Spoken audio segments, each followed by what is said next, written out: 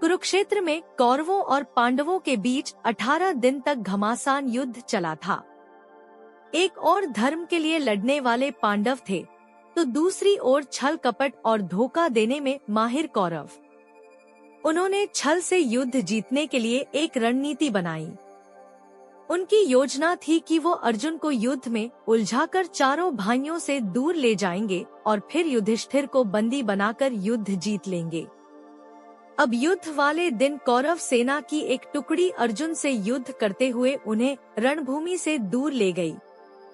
वहीं गुरु द्रोणाचार्य ने युधिष्ठिर को बंदी बनाने के लिए चक्रव्यूह की रचना की, जबकि पांडवों में सिर्फ अर्जुन को पता था कि चक्रव्यूह को कैसे तोड़ना है। अर्जुन के दूर जाते ही गुरु द्रोणाचार्य ने पांडवों को ललकारते हुए कहा कि या तो युद्ध लड़ो या फिर हार मान लो।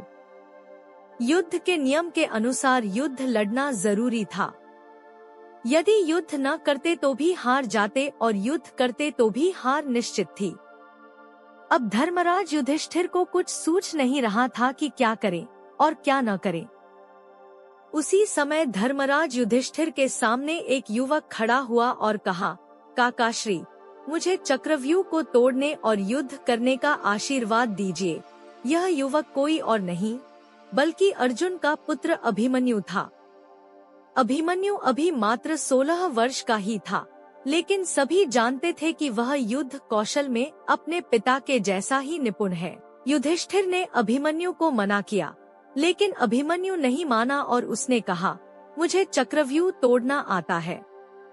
जब मैं अपनी माँ के गर्भ में था तो पिता ने माँ को चक्रव्यूह तोड़ने का तरीका बताया था। बस तभी मैंने इसे सीख लिया था। मैं आगे रहूंगा और आप सब मेरे पीछे पीछे आइए। हार मानकर युधिष्ठिर ने अभिमन्यु की बात मान ली और सभी युद्ध के लिए तैयार हो गए। सबसे आगे अभिमन्यु था और बाकी सब उसके पीछे।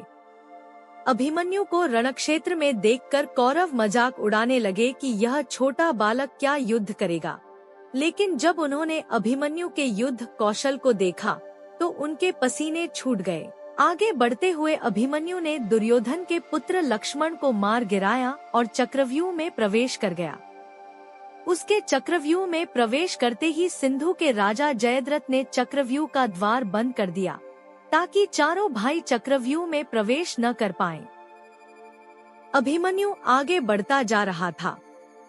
उसने एक एक करके सभी योद्धाओं को हरा दिया, जिनमें स्वयं दुर्योधन, कर्ण और गुरु द्रोण भी शामिल थे। किसी को कोई उपाय समझ नहीं आ रहा था। तभी कौरवों के सभी महारथियों ने एक साथ मिलकर अभिमन्यु पर हमला कर दिया।